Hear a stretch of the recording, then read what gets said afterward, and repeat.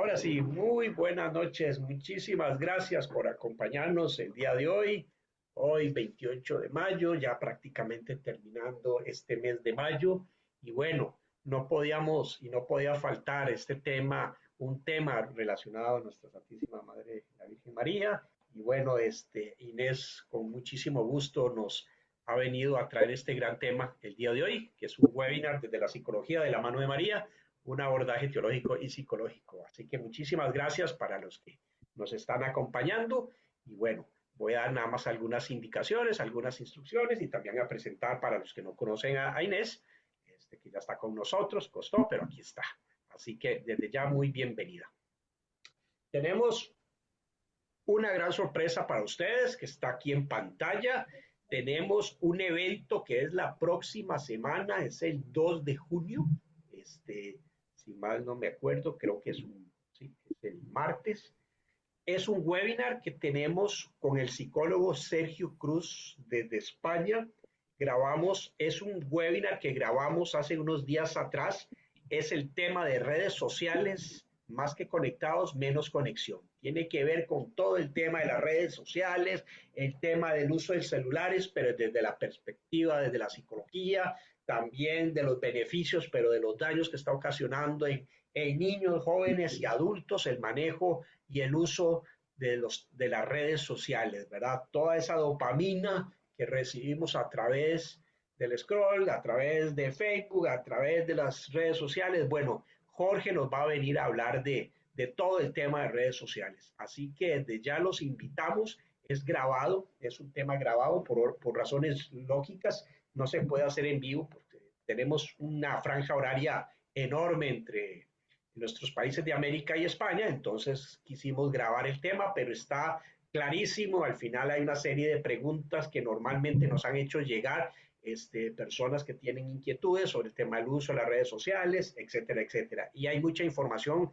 que Sergio nos va a dar y tips, ¿verdad?, que nos van a ayudar para el manejo del celular, el manejo de las redes sociales. Así que desde ya, cordialmente invitados. Es el 2 de junio, es pregrabado y es a las 7:15 de la noche. Ese sí vamos a empezar en punto porque es un poquito, ahí sí va a durar un poco más de una hora. Es sustancioso el material que nos trae Sergio, así que desde ya los invitamos muy cordialmente a este webinar.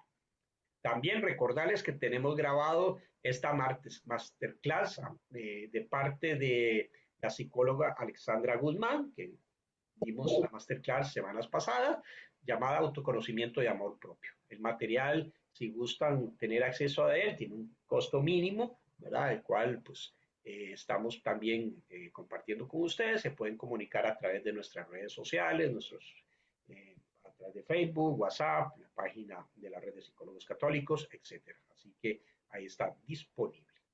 También, como es de costumbre, que sepan que estamos presentes en la página web de la red de psicólogos católicos. Ahí pueden encontrar, buscan por país, ahí está Inés, en México, buscan Inés Mejía y la pueden encontrar y ahí están todos los datos de Inés. Ahí saben, nada más es escanear el código QR y bueno, listo.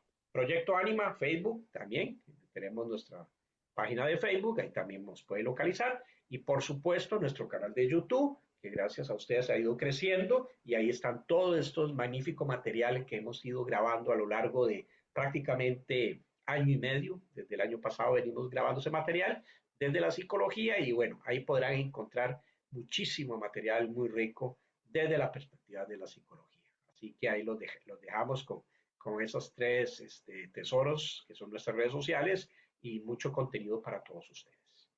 Por supuesto, invitarlos para los que todavía no saben y quieren invitar a amigos, familiares y no tan amigos, como digo yo, al grupo de WhatsApp. En este grupo estamos, pues es el grupo de la psicología, donde compartimos información de los webinars. Ahí son los primeros a enterarse de los eventos, son los primeros a enterarse de pues, los tips y cosas interesantes que nuestros psicólogos muchas veces, todos los días, están enviando al grupo sin saturar a la gente, porque entendemos que los grupos de WhatsApp hoy por hoy hay mucho contenido, pero tratamos de compartir contenido de calidad. No solo desde la psicología, sino también desde la espiritualidad. Así que los invitamos a formar parte, tomen una fotografía, escaneen el código QR y pertenezcan al grupo de WhatsApp. Muy bien, ahora sí. Listo. Entonces, pues vamos a dar prácticamente inicio, presentar a Inés. Inés es psicóloga, es Mejía, ella es de México, ya es muy conocida de la familia de los webinars, ha estado con nosotros, ¿verdad? Al igual que su esposo Iván, son, pues, realmente es una mujer que ha compartido muchísimo en esta serie de webinars y siempre le agradecemos muchísimo su voluntad y, bueno, siempre ese tiempo que no tiene dedicado a estos espacios, ¿verdad? Los que no saben, pues Inés es una mujer casada que tiene prácticamente que 5 hijos, ¿verdad, Inés? Este, Así es.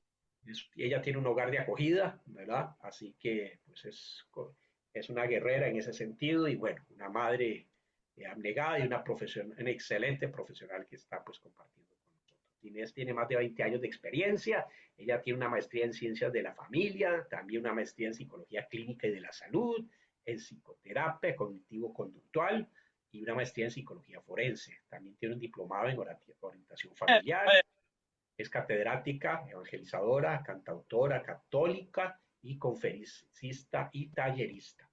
Ella es fundadora también de la Psicología Integral, ¿verdad? Que es una clínica con valores en México. Es coordinadora de la Academia de la Escuela Formación San Lorenzo Mártir.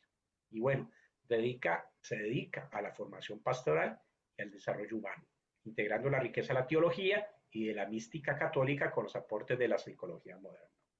Busquen a Inés en nuestro canal de YouTube porque sus charlas tienen un alto contenido, no solo es de la psicología, sino es de esto que estamos hablando. Muchas veces ella también aporta de la teología y de la mística católica. Tiene una profunda vocación por la enseñanza en el estudio de los doctores de la Iglesia. Su labor se centra en el diseño de programas de formación, retiros y recursos para el crecimiento espiritual.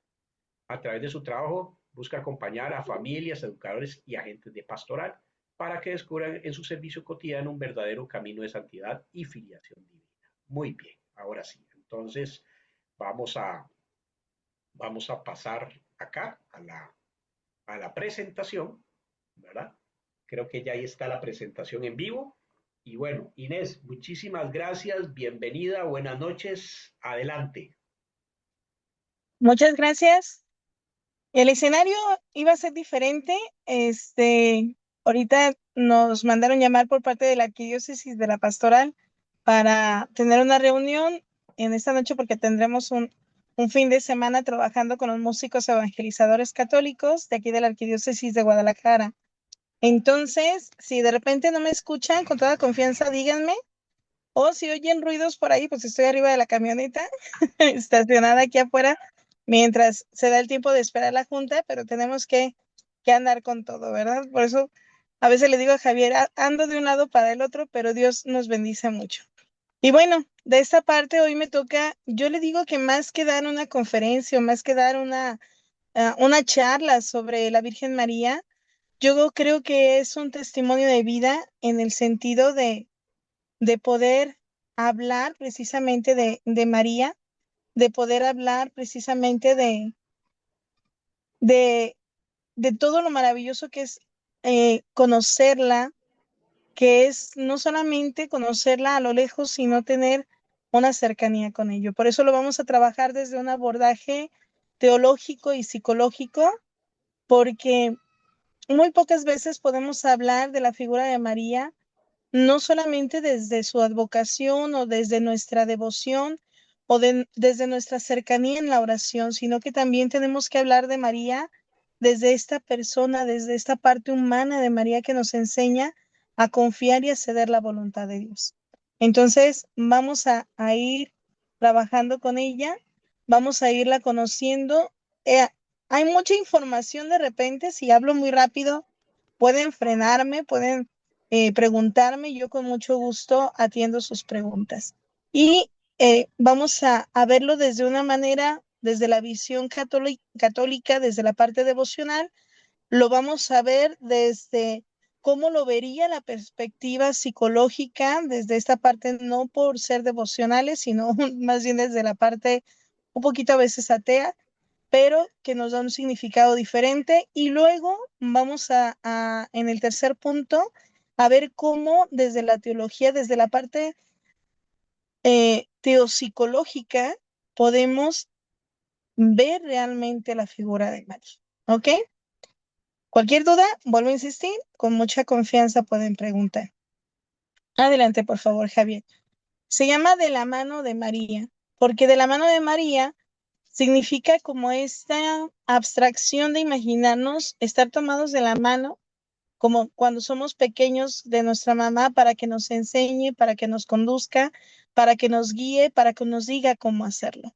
Por eso es de la mano de María y tiene esta connotación teopsicológica, es decir, desde la visión, desde el estudio de Dios, estudiar realmente la figura de María. Adelante, por favor. Cuando hablamos de la figura de María, es importante que al abordarla desde esta doble perspectiva, desde esta parte teológica católica y desde la parte psicológica, tenemos que ofrecer una comprensión mucho más rica y profunda de lo que es su figura.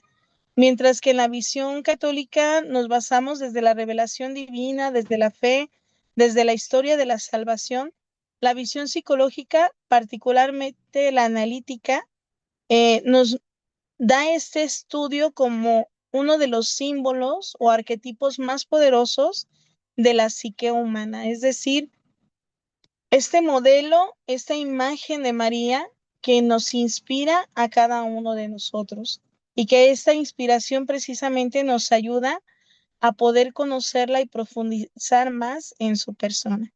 Siguiente, por favor. La pregunta que a mí siempre me gusta hacer cuando doy el taller de Mariología y sobre todo cuando vamos a profundizar muchas de las situaciones de María es, siempre les pregunto, ¿quién es María para ti? Porque si has tenido este encuentro de María, porque si has tenido este encuentro con María realmente, si la sientes como madre, si la sientes cercana, vas a encontrar muchas respuestas en ella. Pero si de repente la vemos lejana, solamente como una figura, como alguien para estudiar, nos vamos a perder de la riqueza que María nos puede dar. La pregunta es, ¿quién es María para ti? Y cuando te la hago, no es una cuestión de ser correcto o incorrecto, sino que entre más cercanos seamos de alguien, más vamos a conocer, más vamos a profundizar y más nos vamos a dar cuenta de quién es verdaderamente la persona. Cuando nos alejamos o nos mantenemos a distancia, siempre va a haber situaciones o incluso va a haber sesgos muy fuertes de no saber o no conocer quién es verdaderamente ella. Siguiente, por favor. Vamos a ver o a explorar un poquito sobre lo que es nuestra visión católica, ¿no? La parte teológica y mariológica. Desde la perspectiva de la Iglesia Católica, María no es solo un símbolo, sino una persona histórica real, la criatura más excelsa, elegida por Dios para ser la madre de Jesucristo. La rama de la teología que la estudia se le llama Mariología y se estudia cada una de las partes que contemplan a María, además de su vida, su entrega, su respuesta, se estudia todo sobre ella. Adelante, por favor. Dentro de la Iglesia Católica, nosotros tenemos 4 dogmas marianos. Para esto primero tenemos que entender qué es un dogma, porque de repente hemos escuchado muchos términos a nuestro alrededor y sobre todo nos habla como de imposición, como de esta parte forzada, ¿no? A María hay que comprenderla y los dogmas hay que entenderlos para poder verdaderamente vivirlos y saber qué son. Siguiente, por favor.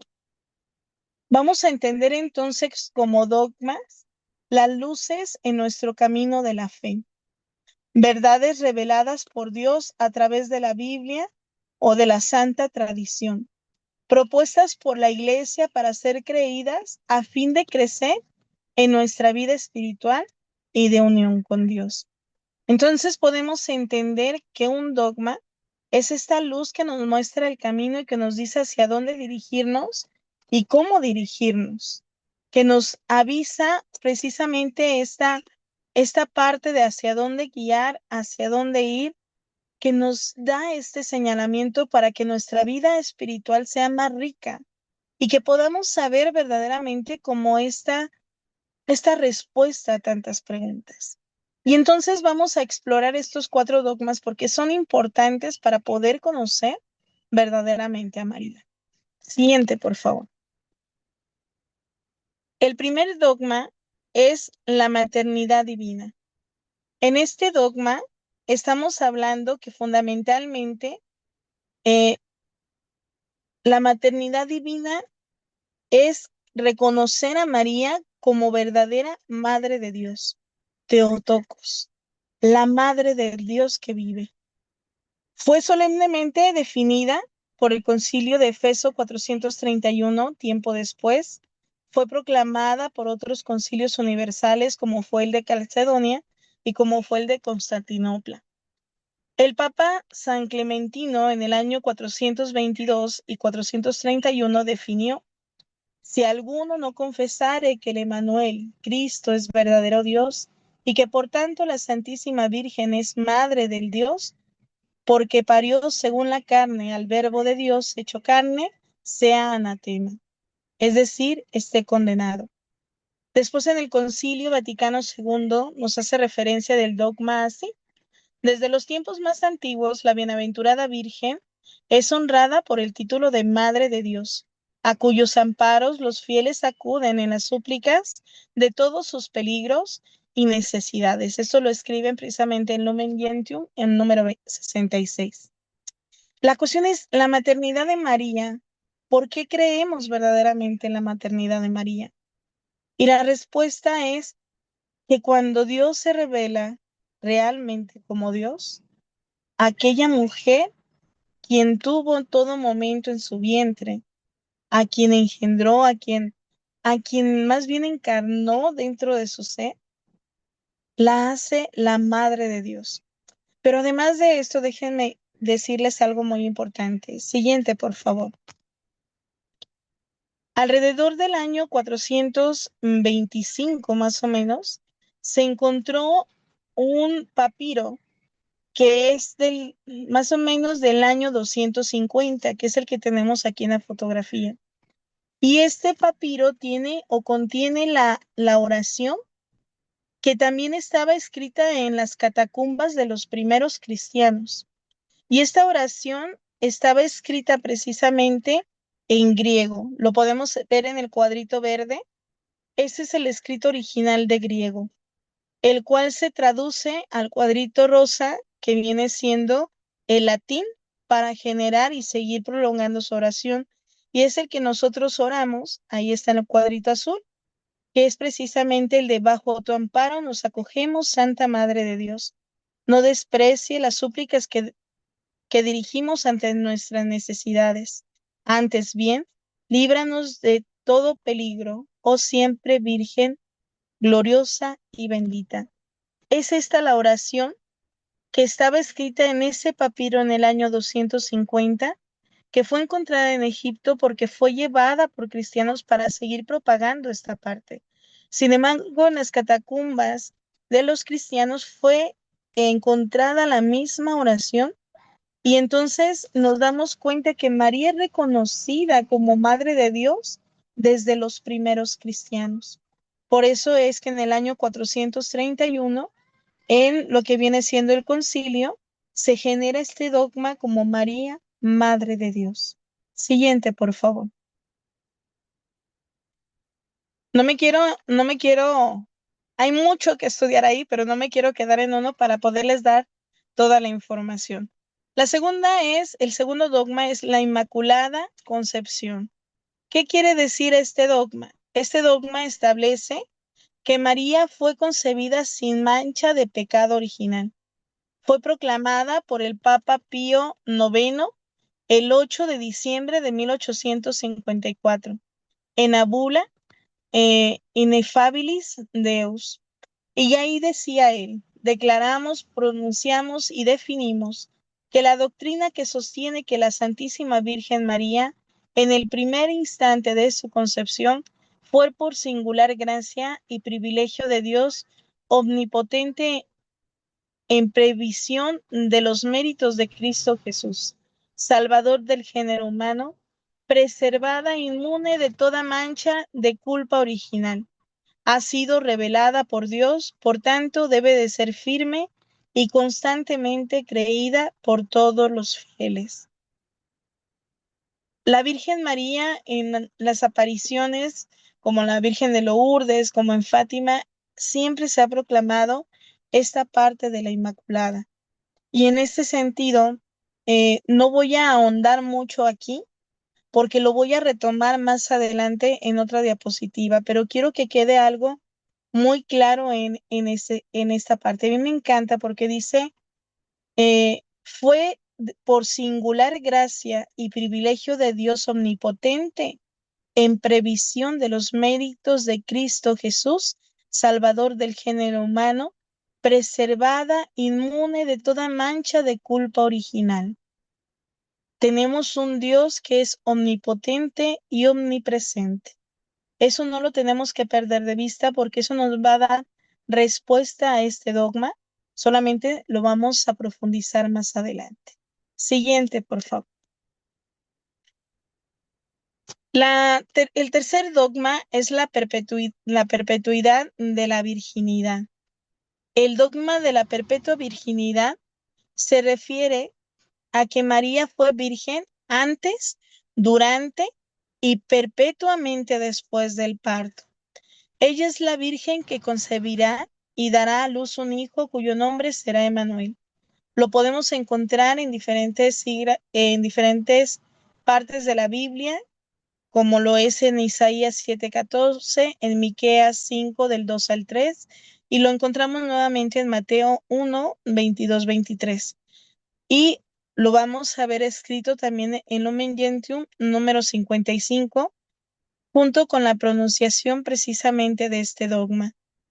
La profundización de la fe de la maternidad virginal ha llevado a la Iglesia a confesar la virginidad real y perpetua de María, incluso en el parto del Hijo de Dios, hecho hombre.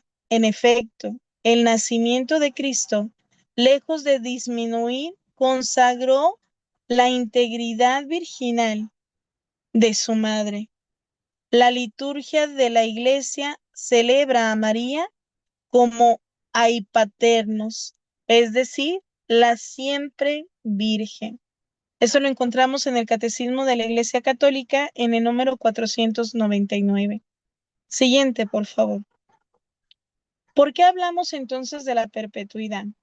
Fíjense que es bien importante cuando nosotros entendemos que María, cuando se aparece el ángel para poder hablar a María y poder anunciar precisamente la encarnación del Hijo de Dios, el ángel le pone un nombre, le llama de una manera específica, le llama Kejaritomene.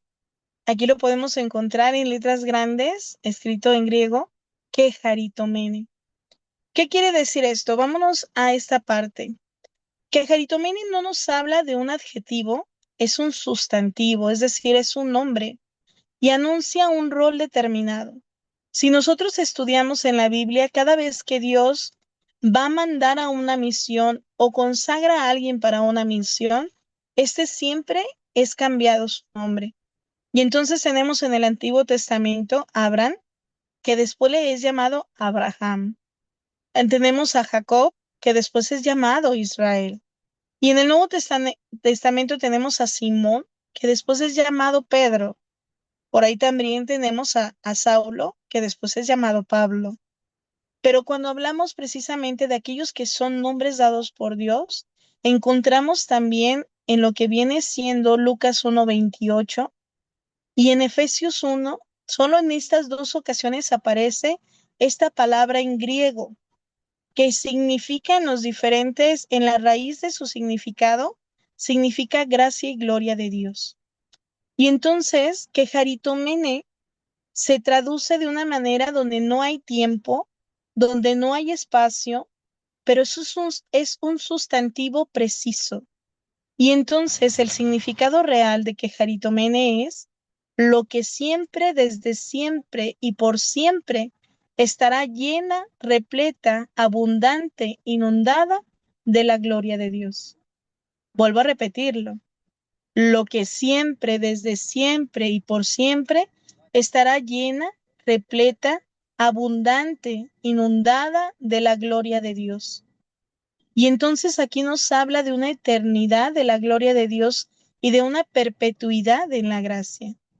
Y si nos regresamos un poquito a esta parte donde habla de la Inmaculada y donde hablábamos de este Dios omnipotente, entonces entendemos también que este Dios omnipotente no solamente la limpia del pecado original en el momento en que María dice sí, porque Dios, que es un Dios que no tiene tiempo, que es un Dios omnipresente, puede estar rompiendo el tiempo entre el pasado, el presente y el futuro, que es totalmente atemporal. Y entonces es esta parte lo que hace en María que tenga una maternidad espiritual y que nosotros podamos entender que la maternidad de María es una mediación. Es decir, María es considerada madre de todos los creyentes y mediadora de las gracias, intercediendo constantemente ante su Hijo por cada uno de nosotros. Que Jaritomene, lo que siempre, desde siempre y por siempre, estará lleno, repleto, abundante, inundada de la gloria de Dios, porque ella no viene a presentarse a sí misma. Ella cuando se presenta, presenta a aquel que es verdadero Dios. Siguiente, por favor. El siguiente dogma es la Anunciación. La Anunciación se refiere a que la Madre de Dios, luego de su vida terrenal, fue elevada en cuerpo y alma a la gloria de Dios. Este dogma fue proclamado por el Papa Pío XII el 1 de noviembre de 1950 en la Constitución Munificentissimus Deus. Y ahí nos escribe, ¿no?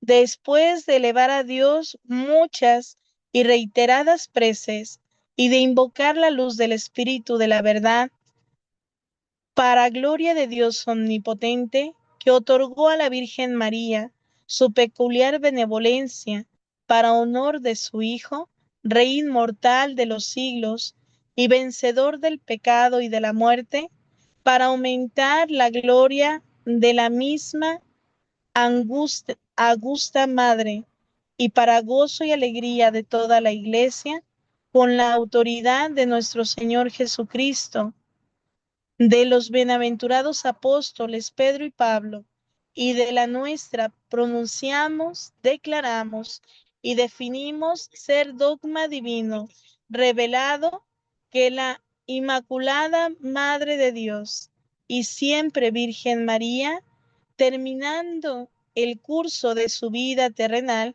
fue asunta en cuerpo y alma a la gloria del cielo. ¿Qué quiere decir esto? Que nosotros creemos fielmente que Jesús ha llevado a su madre una vez que haya pasado su tiempo en el cielo. Déjenme contarles que hay algo que no está definido y que cualquiera de las dos partes nosotros podemos creerlo sin ningún problema. No está definido si María muere y es asunta al cielo o si María duerme y es asunta al cielo. Lo que sí es que Jesús adelanta en ella lo que será para nosotros verdaderamente como este regalo que tendremos en la eternidad. Adelanta en María lo que a nosotros se nos dará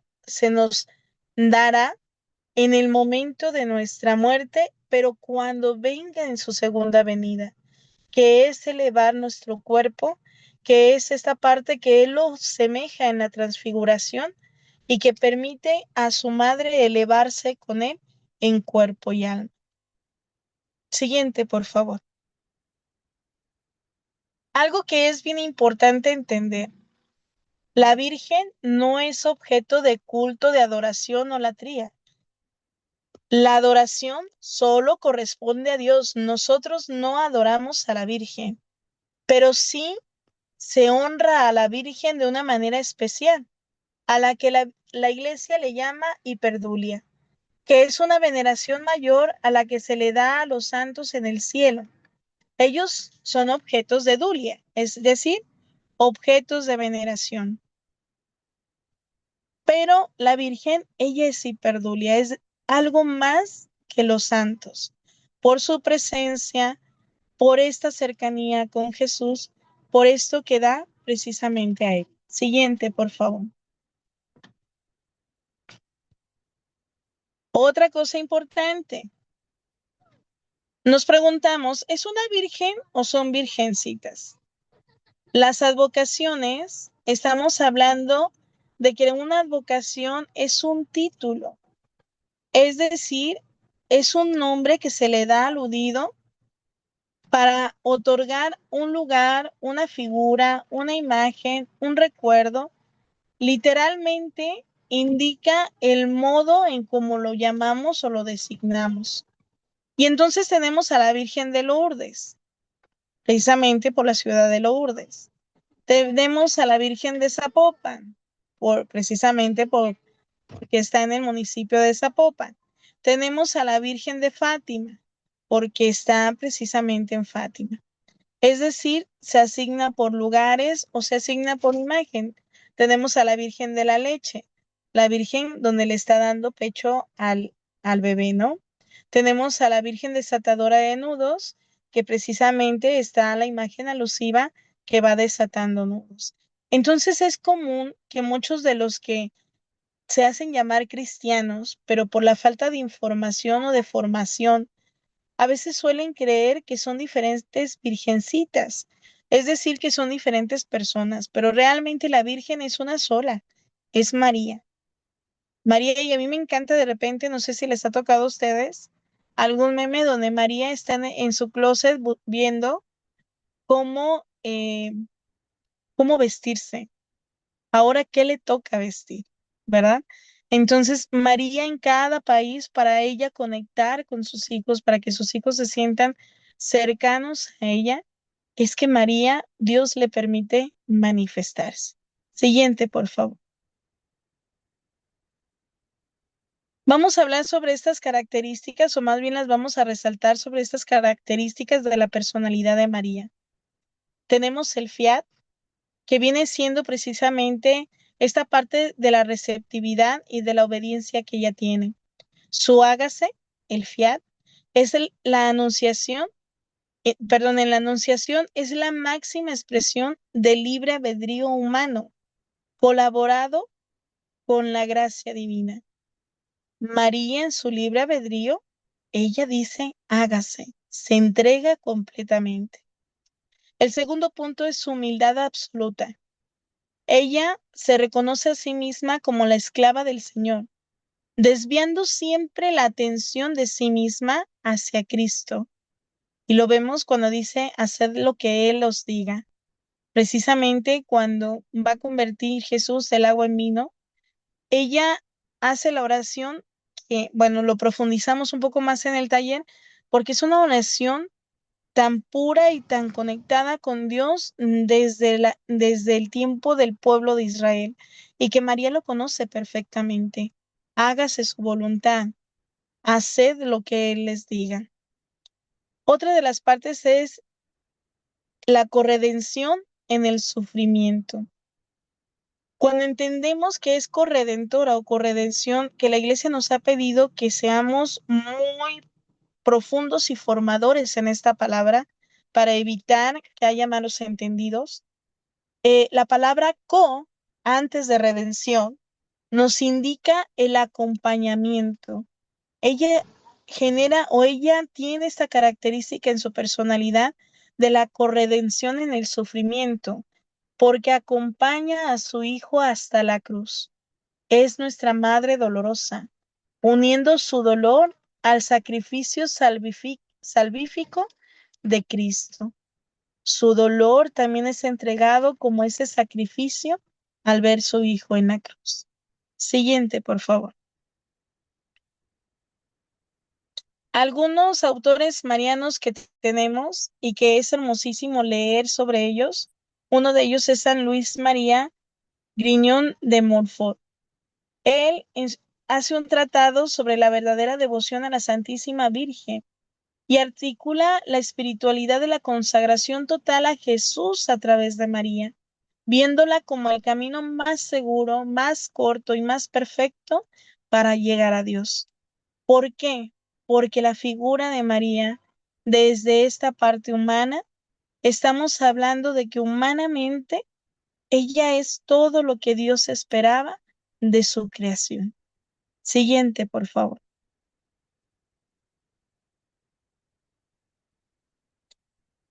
Otro de los escritores y autores es San Juan Pablo II, profundamente mariano.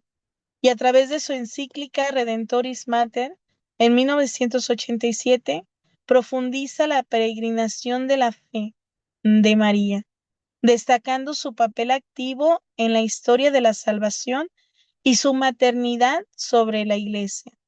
Leerlo nos hace encontrarnos con María dentro de esta historia y nos permite vivenciar y acompañarla a ella. Siguiente, por favor.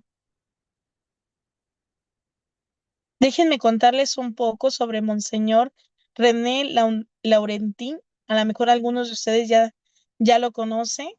Él es un sacerdote en París. Curiosamente, se consagra sacerdote el 8 de diciembre en la fiesta de la Inmaculada Concepción de María y es uno de los mariólogos contemporáneos más importantes, quien abordó desde la exégesis bíblica y la historia rigurosa, alejándola de las devociones puramente sentimentales para centrarlas completamente en el Evangelio.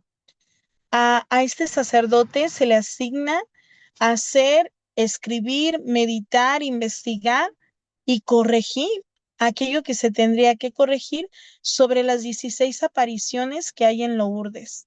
Y entonces él escribe esta parte estudiándolo profundamente y además de eso también lo escribe sobre las apariciones de Medjugorje. En especial hay un libro sobre la pedagogía de los mensajes marianos en Medjugorje. Recordemos que aunque Medjugorje en este momento no está aceptado por la Iglesia, tampoco está negado, porque estamos todavía en una época donde está viva la vidente y no se puede llevar a un estudio tan profundo hasta que la vidente pues ya no esté con vida, ¿no? Para poder hacer un estudio exhaustivo no solamente de las apariciones, de los mensajes, sino también de la vida de los videntes. Pero la iglesia, como buena madre y maestra, acompaña precisamente a, al pueblo para irlo conduciendo. Y entonces él has escrito sobre eso. Él fallece en el 2017 dejando muchísimos libros escritos, la mayoría sobre las apariciones marianas. Tiene algunos libros sobre los santos, sobre todo ay, se me fue el nombre, de Bernardita, la santa precisamente de las apariciones de Lourdes. Y entonces tenemos escritos preciosísimos y a mí me encanta esta parte, ¿no? Se centra no solamente en la parte devocional y sentimental, al contrario, estudia y da una visión de María plenamente desde la historia rigurosa y desde la exégesis bíblica. Estudia quién es María verdaderamente. Siguiente, por favor.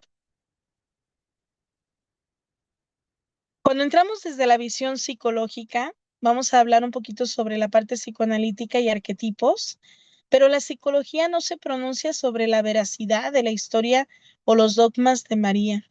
En cambio, se analiza su figura en cuanto al impacto de la mente humana como una estructura del psiquismo y que llena necesidades emocionales e inconscientes de las personas que están en torno a la figura de María. Siguiente, por favor. Cuando hablamos del arquetipo de la Gran Madre, que nos habla sobre una fase positiva, la psicología profunda nos dice que María es la encarnación suprema del arquetipo materno universal en su polo luminoso. Es decir, representa la contención y la nutrición emocional, la protección y el amor incondicional. Es decir, representa a la madre perfecta en sí misma, aquella que se dona, que se da, no solo de una manera física, sino también emocional y de protección constante en un amor incondicional y profundo, pero en un verdadero amor. Esta es la imagen de la Virgen de la Leche, donde precisamente está María dando de comer a Jesús. Siguiente, por favor.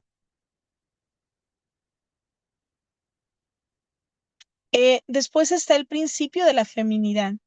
Aquí hablamos de el ánima, es decir, en el psiquismo representa la integración de los valores femeninos más supremos, la receptividad, la ternura, el cuidado de la vida y la intuición espiritual. María representa todo esto desde su persona, desde su vivencia y desde lo que ella da para generar una imitación siendo un modelo del cristiano. Siguiente, por favor. También nos habla de la sublimación y de la estructuración del deseo.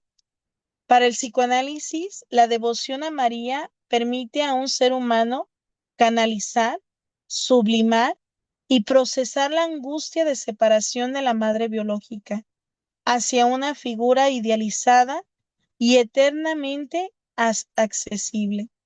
Es decir, María da aquella seguridad para poder apoyarnos en ella, fortalecernos en ella ante una pérdida de la madre biológica. Siguiente, por favor. ¿Cuáles son las características psicológicas que encontramos en ella? Cuando hablamos del amor incondicional y refugio, psicológicamente funciona como un espacio seguro, donde el individuo experimenta aceptación total, alivio de la culpa y la ansiedad. Y entonces, cuando hablamos de este espacio este espacio seguro, todo aquel que ama, todo aquel que se acerca a María, siempre encuentra un consuelo. La segunda característica psicológica, estaríamos hablando de la resiliencia, hablando de esta madre dolorosa. La imagen de María al pie de la cruz ofrece un modelo psicológico invaluable para el afrontamiento del duelo y del trauma. Enseña a sostener el dolor extremo sin fragmentarse ni perder la cordura. Lo asimila, lo resiliencia. María al pie de la cruz, siendo esta madre dolorosa, resiliencia completamente a través de su propio dolor. Otra de las características es la virginidad como integridad psíquica. Psicológicamente, la virginidad no se interpreta solo biológicamente, sino como un estado de pertenencia a sí misma, es decir, una psique íntegra, no poseída por otros, sino que es fértil y capaz de gestar la divinidad, porque al centrarse en sí misma, puede entregarse completamente a Dios, puede darse y donarse completamente porque ella se pertenece, su psique está totalmente íntegra. Siguiente, por favor. Algunos que han intentado escribir o hablar o incluso han hecho ya libros sobre María desde la parte psicológica, a veces no muy acertados, pero hay cosas que podemos rescatar. Uno de ellos es Carlos Gustav Jung, donde nos dice que desde la psicología analítica considera que el dogma de la Asunción de María declarado en 1950 fue el evento psicológico más importante de su época, argumentando que la psique occidental necesitaba un equilibrio entre un Dios puramente patriarcal, integrando el principio femenino, supremo en el ámbito de lo divino. Aunque él lo escribe en este año, realmente esto lo sabemos desde mucho antes, ¿no? Cuando reconocemos a María como la Madre de Dios, también se reconoce esta figura de María como el rostro de Dios en la mujer. Se reconoce de una manera porque hablamos de esta maternidad que se necesita tanto para poder crecer, para poder desarrollarnos plenamente. Siguiente, por favor. También tenemos a otro, a Erich Neumann, donde él nos habla en su obra de la Gran Madre, un clásico de la psicología profunda, nos dice que María, o él le llama o la Virgen o Sofía, aludiendo a la sabiduría, como la culminación evolutiva del arquetipo materno. ¿Qué significa esto? Es la madre que no solo da luz a la materia, es decir, al cuerpo, sino que da luz al espíritu, la luz, la conciencia. No, yo le agregaría ahí y la fe. María es precisamente el modelo perfecto de una madre que se dona, que está presente, que acompaña, que no limita, sino que al contrario, vive porque sabe que es voluntad de Dios. Siguiente, por favor. Otra de las que escriben sobre ella es Julia Cristera, una psicóloga feminista, psicoanalista, y ella dice, ella es psicoanalista, filósofa y lingüística, y aborda a María desde un célebre ensayo que ella tiene sobre Stabat Mater, donde explora precisamente el culto mariano y la figura de la Virgen, como cómo ha servido ella históricamente para dar como un cauce simbólico a la complejidad de la relación temprana entre la madre y el infante, permitiendo a la humanidad lidiar con el miedo, la muerte y el deseo del amor eterno. Es esta parte donde ella nos habla sobre esta eternidad que nosotros añoramos de nuestra figura de mamá, de esta parte que nosotros queremos ser acompañados desde siempre y para siempre de esta maternidad que nos acoge y que nos genera un lugar seguro. Siguiente, por favor. Importante. Lo quiero subrayar, por eso es que les pongo importante, ¿no? La visión teológica y la visión psicológica no se anulan, sino que a menudo se complementan. Para el creyente, la psicología simplemente explica cómo la mente humana está maravillosamente diseñada, es decir, cableada con todos estos cables en el interior para recibir la verdad teológica de María. La grandeza de su figura radica en que ya sea vista como la Madre de Dios que intercede desde el cielo o como el arquetipo supremo del amor y la resiliencia en nuestro inconsciente, María sigue siendo un faro de humanidad plena, compasión y esperanza. Por eso no se anula. Por eso entendemos que María sigue siendo una figura central para poder nosotros decir si estamos completos, si es esto completo o no. Siguiente, por favor. Otro punto importante de tenerlo en cuenta. Para realizar un análisis psicológico de la Virgen María, manteniendo intacta la ortodoxia y la visión teológica de los doctores de la Iglesia, debemos de partir de un axioma fundamental de Santo Tomás de Aquino. Grábenselo, ¿eh? La gracia no destruye la naturaleza, sino que la perfecciona. Regreso a esta frase. La gracia no destruye la naturaleza, sino que la perfecciona. Y entonces, bajo este lente, la santidad de María no anula su psiquismo humano, sino que lo eleva a su máximo nivel de madurez, de integración y de salud mental. Vamos a partir de esto porque vamos al análisis de la Virgen María desde esta perspectiva. Siguiente, por favor. Yo puse estas imágenes, precisamente, son imágenes de la película de La Pasión de Mel Gibson, pero que en lo personal siento que muestran esta parte humana de María, esta lucha humana de María, que a veces pasamos por alto en meditarla. Siguiente, por favor. A continuación, les presento un pequeño análisis clínico teológico de su figura, abordando su perfil desde la psicología profunda, la terapia cognitivo-conductual, las ciencias de la familia y el desarrollo humano. Siguiente, por favor. El primero es el fiat.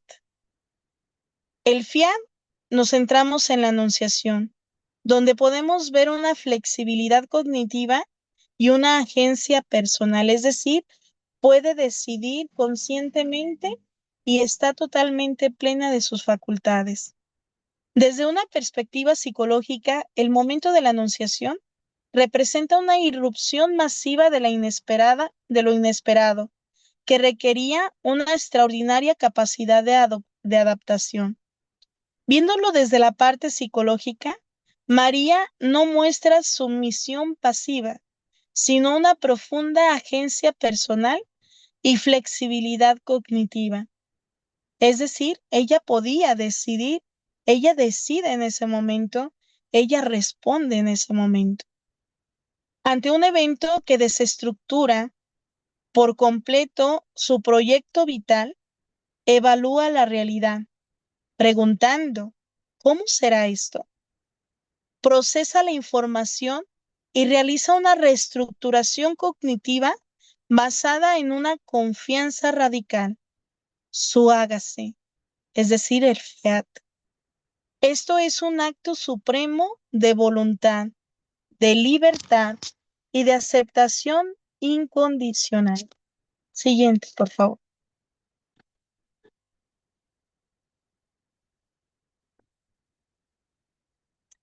Seguimos hablando de esta parte del fiat, pero ahora desde la parte de los doctores de la Iglesia. San Bernardo de Claraval, en su célebre homilía sobre la Anunciación, subraya dramáticamente cómo el universo entero, subraya dramáticamente cómo el universo entero estaba suspendido en la espera del sí. Hay un libro que se llama María, así literal María, no recuerdo cuál es el autor, pero este libro de María habla sobre una adaptación a una obra donde en ese momento cuando María va a dar la respuesta a Dios, pasan miles de cosas alrededor, ¿no? Y en eso se trata la obra, donde María alcanza a ver todo lo que va a suceder, todo lo que va a sufrir, todo lo que va a pasar. Y entonces dice San Bernardo que es en este momento donde el universo entero se paraliza porque está suspendido esperando qué va a suceder, porque va a haber una irrupción de Dios en la historia del hombre. Y entonces están a la espera, estamos a la espera del sí de María, un sí libre. San Bernardo deja claro que Dios no violenta el libre albedrío. El psiquismo de María asiente con toda libertad y conciencia, siendo plenamente dueña de su decisión. Ella dice sí. Y ante este sí, en este momento del sí, es que Dios irrumpe en la historia de la humanidad y en su omnipotencia y omnipresencia purifica completamente a María desde su concepción. Por eso les hablaba de esta parte. Dios omnipotente purifica a la criatura humana para ser digna de ser portadora de su Hijo, de Dios mismo. Siguiente, por favor. Desde el segundo punto, hablaremos sobre la parte de la maternidad expansiva y el apego seguro, el cual nos ayuda a sanar las heridas de la infancia. Fíjense algo muy curioso, el rol de María trasciende lo biológico para convertirse en el modelo supremo de contención afectiva. Es decir, desde la visión psicológica, como figura materna, María proporciona lo que la psicología del desarrollo define como una base segura. Eso lo vemos en la teoría del apego. Su capacidad nutricional no se limitó a la crianza de Jesús en sus distintas etapas de desarrollo humano, sino que se proyecta como una auténtica maternidad del corazón. María va más allá que esta parte biológica. Siguiente, por favor. Tiene una estructura psíquica lo suficientemente expansiva para acoger, sostener y amar a una multitud de hijos espirituales. Esta figura materna internalizada resulta profundamente terapéutica. La devoción a ella permite al individuo reparar heridas de la infancia, carencias afectivas primarias y esquemas de abandono, sustituyéndolos por un apego seguro e incondicional. La figura de María, la devoción a María, el acercamiento a María nos permiten llenarnos completamente aún de la carencia más profunda que podemos tener en nuestra vida. Siguiente, por favor. La visión de los doctores de la Iglesia.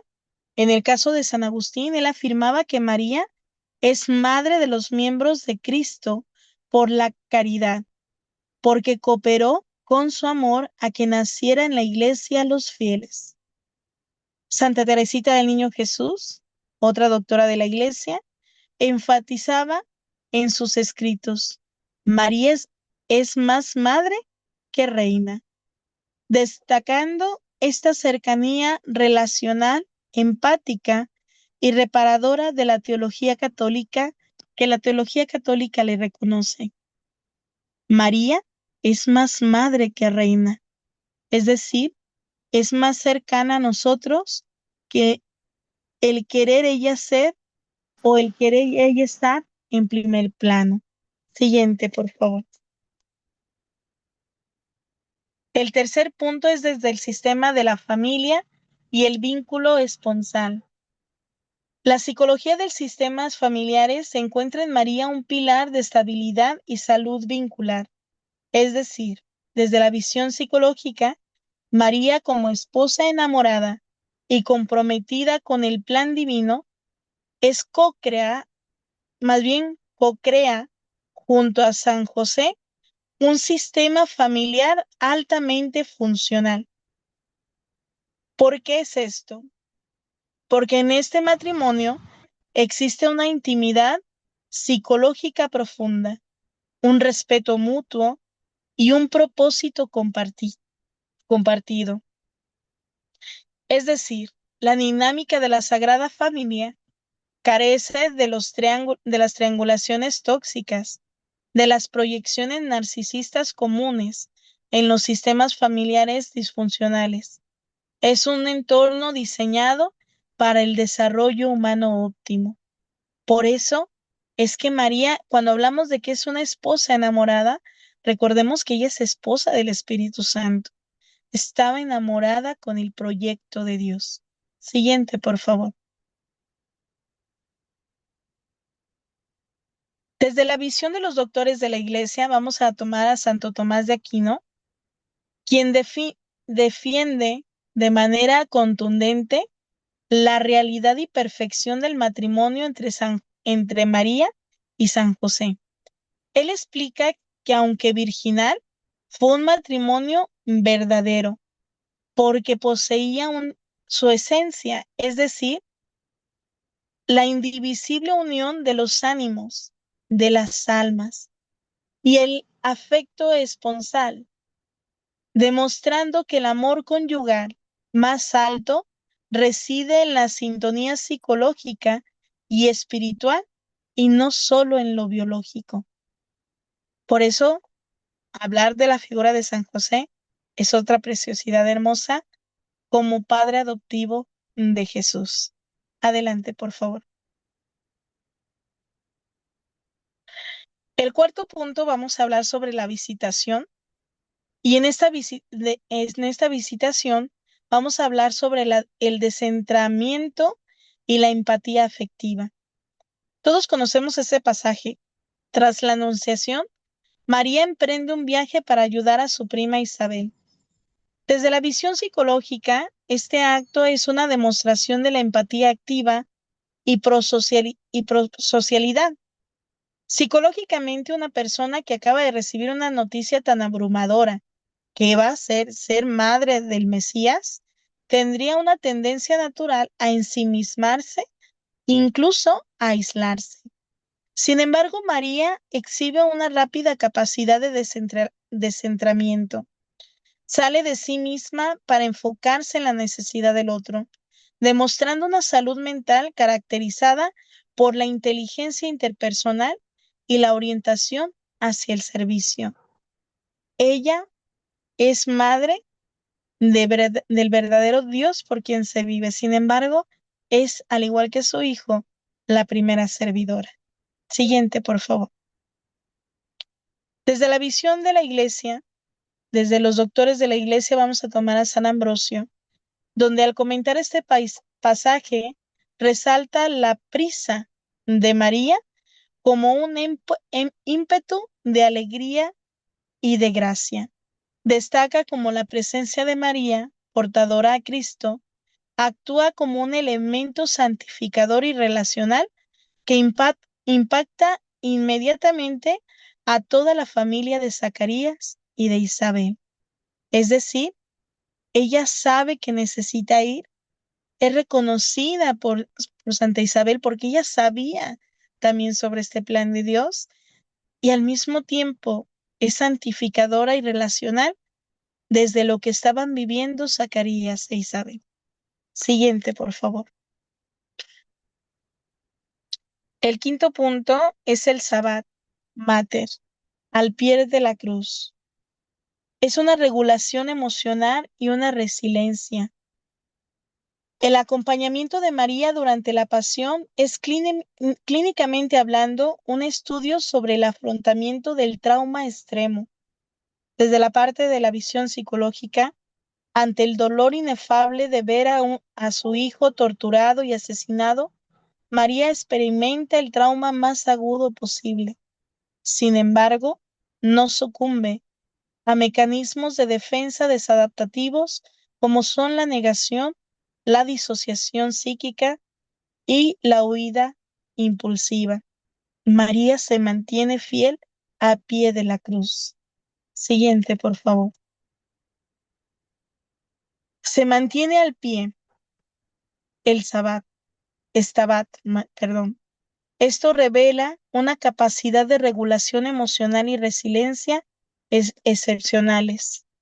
Ella es capaz de contener su propia psique fragmentada por el dolor para seguir siendo una presencia de apoyo para su hijo hasta el último suspiro, modelando cómo el ser humano puede integrar y sobrevivir al sufrimiento sin perder la cordura ni el sentido ético.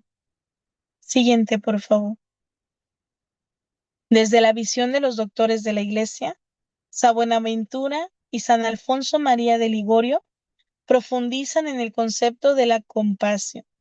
El padecer con señala que María sufrió en su alma como una espada que la atraviesa, el equivalente a un dolor físico de Cristo. Su permanencia en la cruz no es estoicismo frío, sino un acto de voluntad y amor que lo asocia plenamente a la redención humana. Es por eso, vuelvo a insistir, que hablamos de corredentora, porque acompañó en todo momento, estuvo presente. María está ahí plena, sufriendo, doliendo. Sin embargo, no pierde la cordura. Entiende el plan de Dios, lo acepta y lo ama. Siguiente, por favor. Analizada desde el rigor psicológico y validada por los doctores de la Iglesia, la Virgen María no es un arquetipo inalcanzable o una figura desprovista de humanidad. Al contrario, Es el paradigma del psiquismo humano en su máxima expresión de salud, sanación y gracia. Una mujer con total libertad cognitiva, con una capacidad expansiva para el amor esponsal y materno y poseedora de la resiliencia inquebrantable ante el trauma. María es el ejemplo y el modelo del cristiano para alcanzar verdaderamente, entender, comprender y profundizar el amor de Cristo.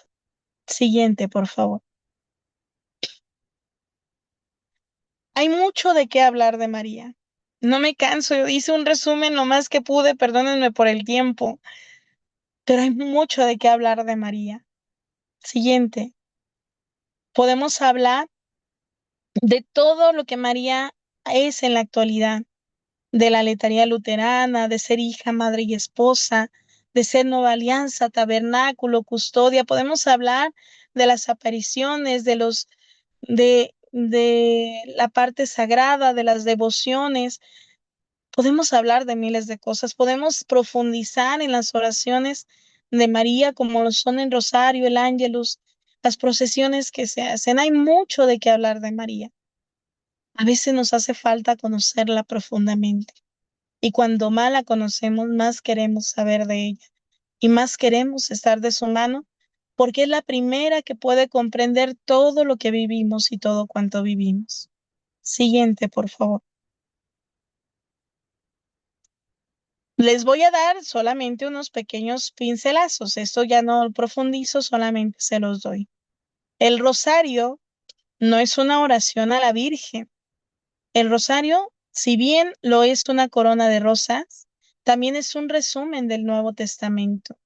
En el rosario viene integrada la historia de la salvación, pero sobre todo es una oración dirigida a Dios Padre, teniendo como mediador a Dios Hijo, porque es cristocéntrico, guiados por el Espíritu Santo y acompañados por el testimonio de María, porque es María la que le recuerda y María quien recuerda cuando la ve Dios Padre, que siendo humana, siendo criatura, logra alcanzar y realizar la voluntad de Dios plena. Por eso es María esta garantía de que nosotros desde nuestra humanidad podemos alcanzar santificarnos. El rosario se ora con los labios, se medita con el pensamiento y se ama con el corazón. Ese es el rosario. Siguiente, por favor. Quiero terminar, antes de cualquier pregunta, quiero terminar con esta hermosa oración y darle gracias a la Virgen y pedirle que se muestre en cada uno de sus vidas. Bajo tu amparo nos acogemos, Santa Madre de Dios.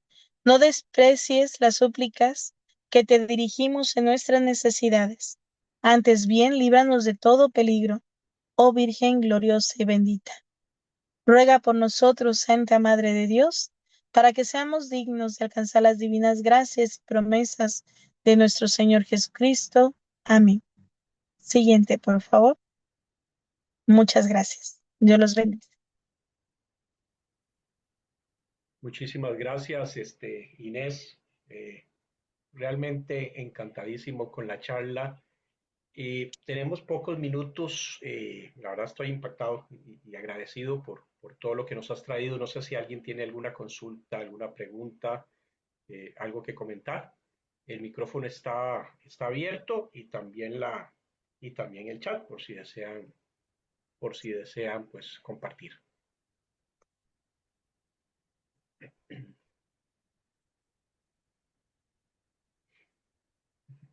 Yo creo que más que una charla de conocimiento fue casi que una charla espiritual, con un retiro espiritual. Eh, pues muchísimas gracias, Inés. Yo en lo personal siempre, cuando regresé a la iglesia, voy a contar esto como una anécdota personal, eh, y les voy a poner una imagen, como la persona que tiene, vamos a ver, como la persona que tiene un accidente de tránsito y está grave, ¿verdad? Está grave y el doctor, bueno, llega al hospital y el doctor le salva la vida.